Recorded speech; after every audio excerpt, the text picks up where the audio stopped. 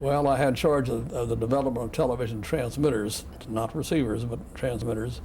That meant I also had charge of installing the equipment on top of the Empire State Building, which is a fascinating place in which to work.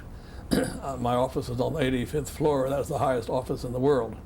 But it didn't affect my salary at all, so it didn't do much good.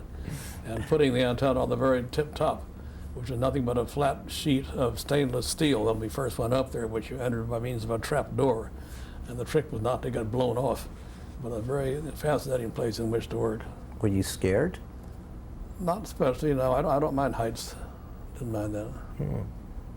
And you could look down and see nothing, though. Way down, yes. Right. A lot of people wouldn't dare open the trap door and go up. They were scared and they wouldn't go through the trap door. Wasn't there a group of people that became known that would hang from the weather vane? Was that they called the top notchers? Well, the nut club, yes. Yes, I was a member of that. Congratulations, you were a member of the Nut Club. Also, some of us flew paper airplanes off the top, and on windy days, the plane, of course, would go very far because of the wind. One of my planes, followed by binoculars, went all the way to Brooklyn, across the East River. Was that about the best one? Well, the best I know of. So here are all some of the top scientists of the world flying paper airplanes off the top of the Empire State Building. Well, it gave them a little variety in their interest. When did the transmitter start transmitting from the top of the Empire State Building? I have to guess at that, but about 1932, 33. An electronic signal, an all-electronic signal? Yes. Huh. Oh yeah. We did have a flying spot mechanical scanner there for a while, but very quickly replaced by the electronic. Now, part of your work was involving balloons in New York City, testing transmission signals? Well, not balloons. The problem in transmitting from an antenna on top of the Empire State Building, or any antenna, is to have the energy go out largely horizontally along the surface of the ground, because that's where TV receivers are located in people's homes and near that. Not to waste energy going up into the sky at a high angle. That doesn't get anywhere. It's lost energy.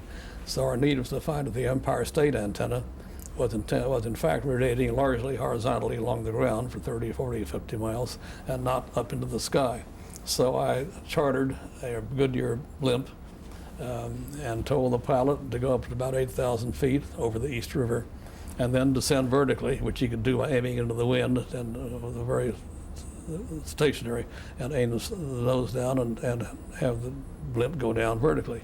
And measuring all the time, as I did with measuring equipment, the strength of the signal, and I could find how much signal went out horizontally and how much went up at the incorrect angle. So I did that. However, I forgot to warn the Marine police ahead of time that we weren't going to crash into the river. That they looked as though we were going straight down, right down into the water. But we actually stopped the descent about 20 feet above the water. They came racing out in their rescue vessels to rescue us, and I felt embarrassed in not having warned them. Did you explain to them what you were doing?